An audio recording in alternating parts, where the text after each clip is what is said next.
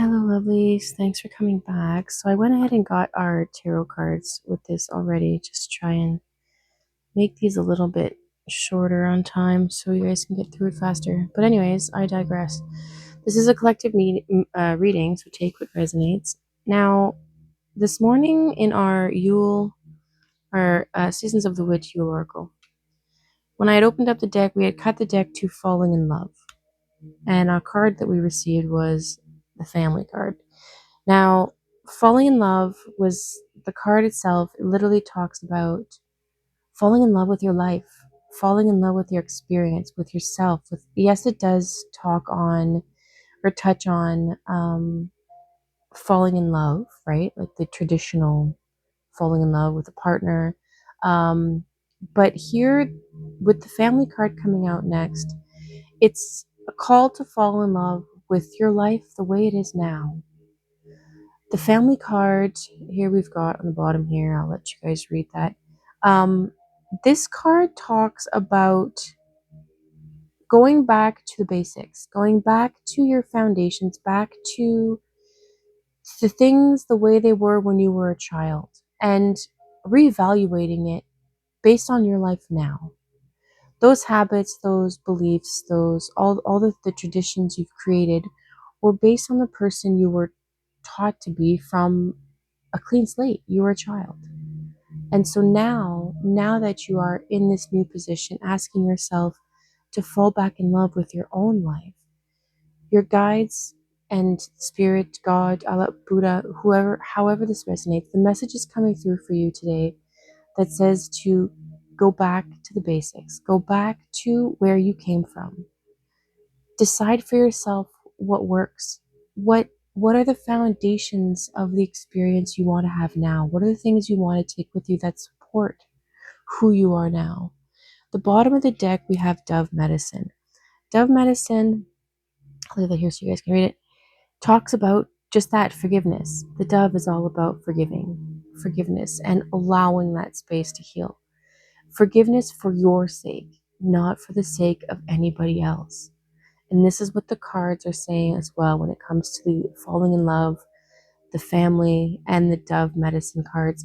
They're all coming in to say this is about you. You have to do this for you. You have to stop avoiding confrontation or following the rules when they're not your rules. They're in here. It does talk about, for the family card, that rebellious phase, right, of breaking the rules that you were taught by your family, not to harm anyone, but it's to break them down so you can rebuild them, to forgive the fact that you had them to begin with, the limiting belief, the toxic habits, whatever they were. And they're limiting and toxic because you do not need them anymore. They don't serve you anymore. They weren't. It's not a matter of saying what's good or bad, or this is not what I'm saying. What I'm saying is that for you moving forward, what you came from needs to be reevaluated. It needs to be reassessed to accommodate the life and experience you're trying to have now. You're going back to the drawing board, or you need to, in order to fall back in love with your life. Now, the cards we got from our Forest Tarot deck confirms this message. It's saying we're falling back into old habits. The Devil card is here to say just that old limiting beliefs, old habits, old restrictions, old the things that keep you bound, or that you believe are keeping you bound, are resurfacing right now, and it's causing that no, like the need for you to fall back in love with your life, but you're avoiding letting it fall. You're avoiding going back into your past and letting the things crumble, rewriting the rules based on you, because with the Five of Wands here, you're not standing up for yourself. The Five of Wands for me has never been about conflict, and more about testing your passions. Each person here has a want. No one here is actively hurt, nor is anyone actually hitting each other. This card is a call to confront all the aspects of yourself that are coming in to fight what it is you're trying to accomplish. Asking them the question, why do you hold your wand? What is your passion that you're following? Is it one that serves me now? Or is it one that I need to release in order to move forward into the experience I'm trying to have? All these, and especially because usually the individuals on the card all look like they're carbon copies of each other, right? So for me, it's different expressions of yourself coming to the forefront and challenging the way you express yourself, the way you live, the way you follow your passions. In reverse, it's telling me you're avoiding it altogether. You're avoiding the conflict, you're avoiding the confrontation, you're avoiding standing up even to yourself, to your beliefs, to your aspirations, because you're afraid of this tower. You're afraid of it falling apart. The beauty of the tower card and allowing it to fall apart is that the new foundations you build once this teetery part falls will take less time, 555 on the clock when I say this, for you to rebuild a complete solid structure than it will trying to repair the wobbly bits. Let it fall. Release those temptations that are coming through. Allow this, and this is what's not happening because you are following your temptations or the easy way out. You're following those things because they've worked. You've managed to be okay. Everything's fine. Everything's fine. But are you okay with fine?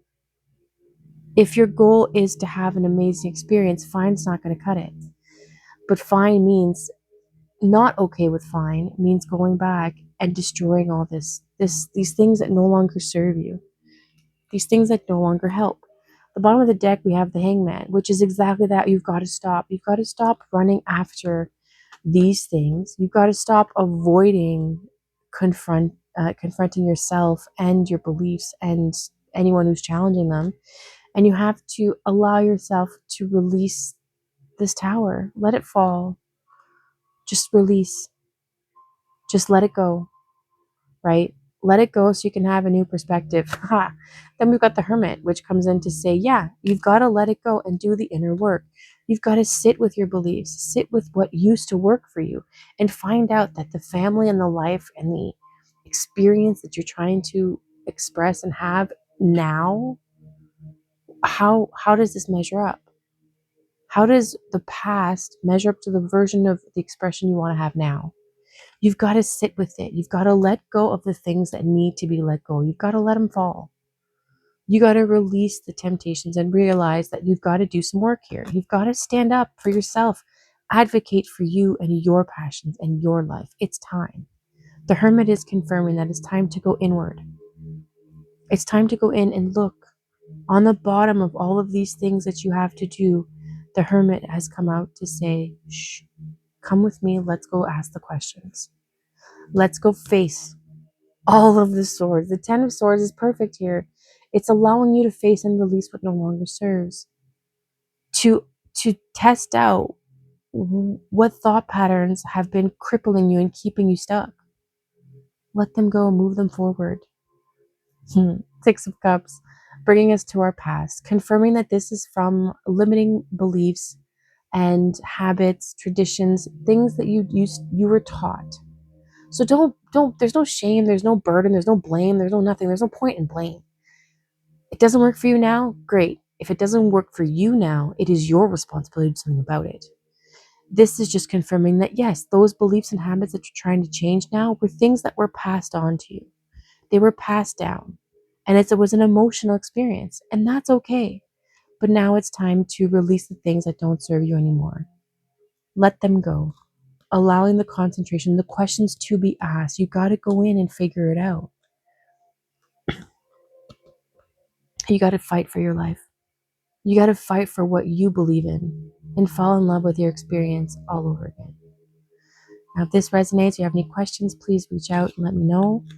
Otherwise, have a beautiful, beautiful day, and we'll see you tomorrow.